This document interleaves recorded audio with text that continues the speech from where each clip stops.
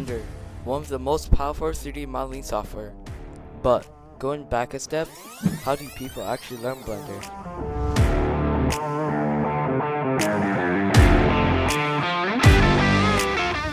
Starting off Blender, one of the best place to go, the internet or just YouTube. Like, come on bro, you have a whole internet, a whole goddamn internet in your hand, and you can just access it with a few press of your finger. Why not use it? The internet have so many a million, billion, bajillion just go on YouTube and search up what you want to make. This is probably a tutorial for you. Well, using the internet to your advantage to learn Blender, there's also a different way, and one of them is stick in one style. You might be asking, why sticking in one style? There's so many other styles like low poly, high poly, stylized, and so much more.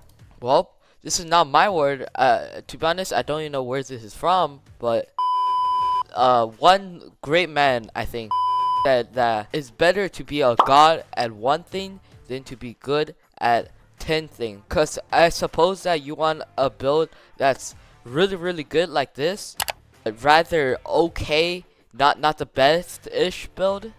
Yeah, so you get what I'm saying. You should always stick to one building style. This doesn't just apply to styles, it also applies to models. There's millions of ways and millions of possibilities to create models. If you said that, I think you should master one style first and slowly learn the basic of Blender. Something I think everyone should know is what all the buttons do.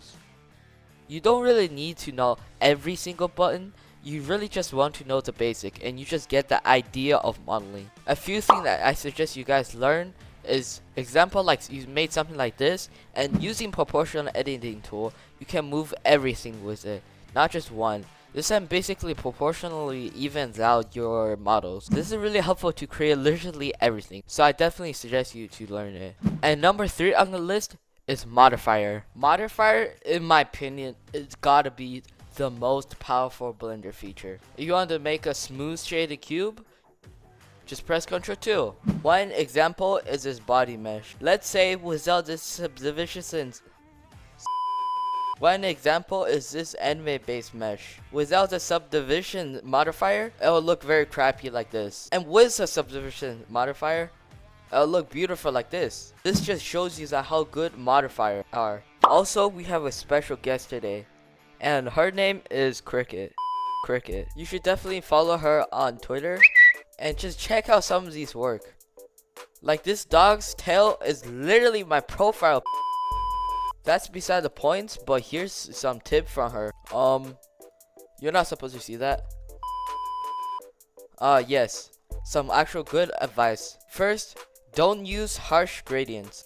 Like some of those bad 3D models, like whatever this is. You can also go to website like color.adobe.com, and you can choose this color, and this will tell you which color matches well with another color. That's subdivided cube exists. Literally best feature ever. The only shape you need. I kind of agree with this because you can use the subdivided cube to make a lot of stuff. For example, characters. Let's say you want to make a chubby fox characters, and you can use subdivided cube. All you really want to do is just add a loop cuts in the very middle, and you can just move the loop cuts to make each side sharper. I think people that just begin Blender should actually test this out, because you can make a lot of cool stuff with it. You can always move these dots around to make whatever your shape you want, and you can also use proportional editing tool. This really shows that there's many ways to approach things, from learning stuff from YouTube to testing stuff yourself and even buying courses. Just don't give up on Blender and keep practicing, and I promise you, you will get better. That's all for today. Now go and practice on Blender.